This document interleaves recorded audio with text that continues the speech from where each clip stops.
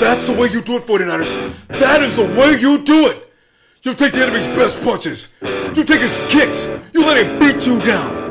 But you do not give up. You back up against the ropes. Pull out again a 49er whoop ass. And let the thunder and lightning come down on your enemy. Oh my God. Finally I can see it. Now it's time to celebrate again. The 49ers, they got the way, The boys in Golden Bay, they're in that knock of day. Yes. Feeling it. Oh, man. Oh, I just get so excited I can't calm down. But listen, let's talk about it for a minute. You know why? Because the thing is, honestly, let me ask you a question. Did you really think the Niners were going to win that game? I mean, opened it up wrong. A punt. Blocked. Special teams already taking the boys down behind the 1 yard line for 7 points. I'd already said, oh man. I didn't give it up, but I said, that's not good. 49ers came right back anyway. But here's the thing. Word around the league is, and Aaron Rodgers put this best, relax, okay? Relax, because the cream will always rise to the top. And it did. And you know, here's the thing. A lot of teams around the league were expected to do well. A lot of teams that were expected to do well are now 2-2. And see, the counterfeits, the jive times, they'll be exposed shortly. You know, it's only a matter of time. Mad props to the defense. Mad props to the defense. They kept Philadelphia 3rd and long all day long. I mean, the Niners look like the defense that we used to see. I was excited. I didn't believe it in the beginning. I thought, oh man, they're gonna give it up. But no, the defense played so. And it was all about the defense is what won the game to begin with. Defense almost won the game for the Eagles as well. Oh, except for that fourth quarter drive, though, right? Fourth quarter drive. Eagles, that's the only time they put on any threat all day. 49ers stiffened like days of old. Eagles tried to get in. All you could hear was, access denied. You know who I'm starting to fall in love with, though? Parrish Cox. Parrish Cox is becoming my main dog. There's something about him. The ball hawking skills. When he's out there, I feel like he's about to either make something happen or the offense is going, as the opposing offense is not going to make anything happen. Antoine Bethea, good game. Good game. That was impressive. Oh, man. Now, you know, here's the thing. Now, Nick Foles, yes, indeed, Nick Foles was hurt from last week. The Washington Redskins beat him all up.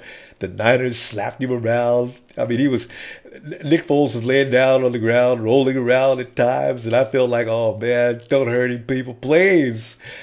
But here's the thing, and Foles had a bad offensive line. I understand it was all makeshift, but the Niners would have lost to this team last week and the week before that. You know that. We both agree on that, right? That's what I'm saying. Yeah, I got to give the Niners props on that. That was a good job. Okay, Colin Kaepernick had a good game, but still, he does not have a game yet without an INT.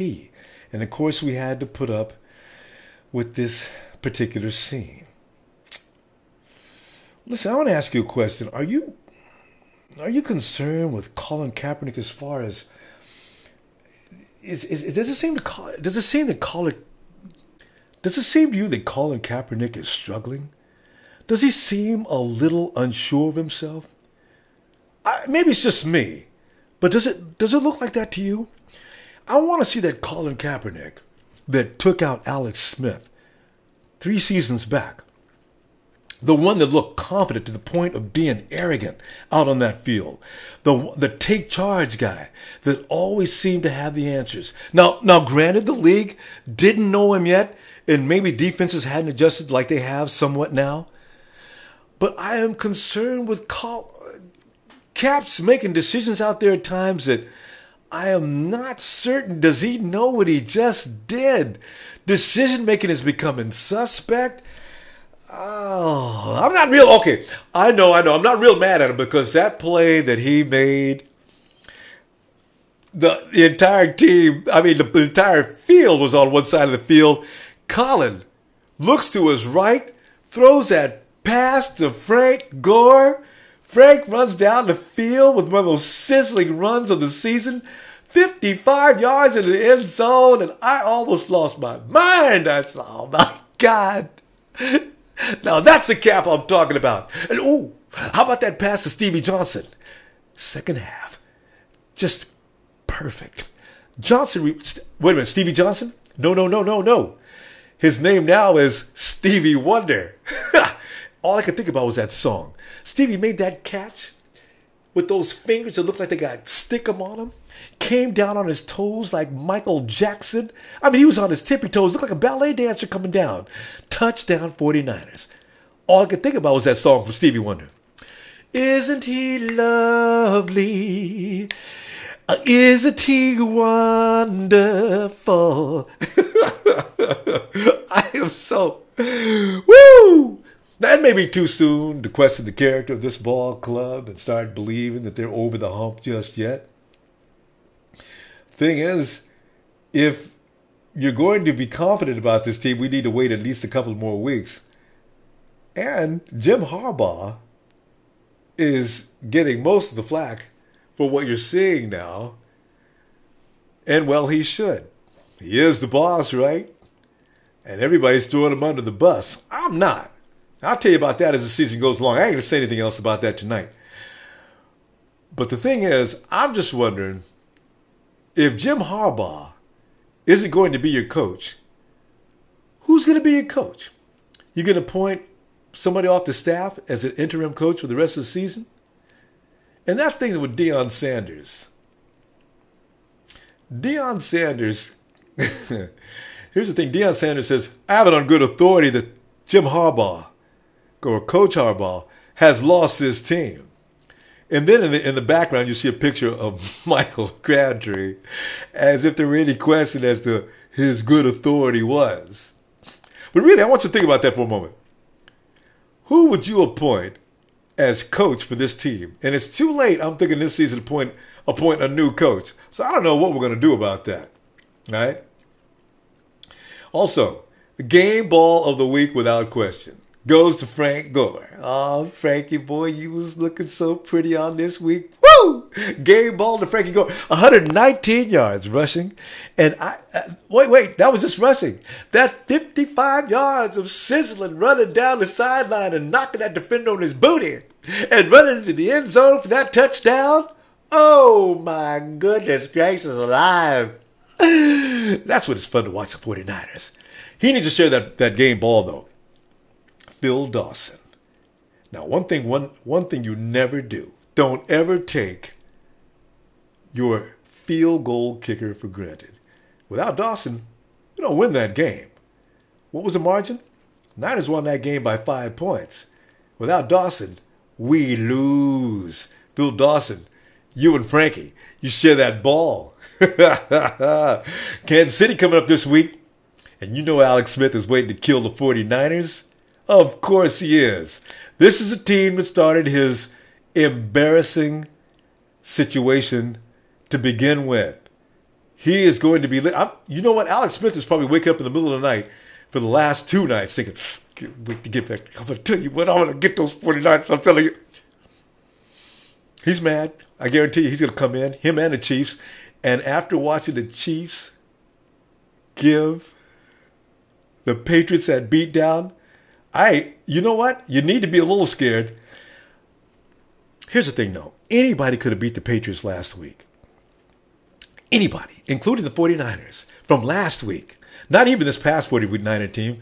I mean, the last 2 weeks ago, 49. The Patriots are having an issue right now. I don't know what Tom Terrific's problem is, but he is not terrific right now. So, do not take that KC victory too seriously, okay? Because statistically, the 49ers are better than the Chiefs all over the place. And that's why I'm just, you stop the run with Jamal Charles. and Nile Davis, Jamal can be dangerous. He can come out of the backfield. He can take catches. He can run behind screens. He can hurt you. Niles Davis is good. Between the two of them, they got 200 yards against the Patriots. But remember again, we're talking about the Patriots team, who was not really the team that has won 8 of the last 12 years the conference championship. So therefore, I'm sorry, I'm not giving the Kansas City Chiefs no big-time props. They can be had. I still say Niners win this game. All right? You know what I want to know? Let's go ahead and check with Siri right now and see how she feels about this. Interesting question, Ron. I do have an interesting question, Siri. Kansas City Chiefs playing the San Francisco 49ers coming up next. Siri, do you have a line on this game? Who was supposed to win this game? Can you give me the point spread, Siri? According to my sources, the odds favor the 49ers over the Chiefs by 6 points. Siri, you know, I don't know what I would do without you. I can't tell you how much I love you so. Checking. Here's what I found on the web for what I would do. Oh, I can't even repeat that. Thank you, Siri. And with that said, oh, by the way, Vernon Davis is going to be okay. We saw him limp off the field. Well, he had to be carried off the field. Vernon Davis is just experiencing back spasms. He will be ready for the 6.5 point beatdown of the Kansas City Chiefs. Woo! Oh, yeah. I'll see you next week. I tell you right now, we're going to be celebrating again. The 49ers are ready, and finally, Levi's Stadium will be properly brought into the frame as a home of the San Francisco 49ers.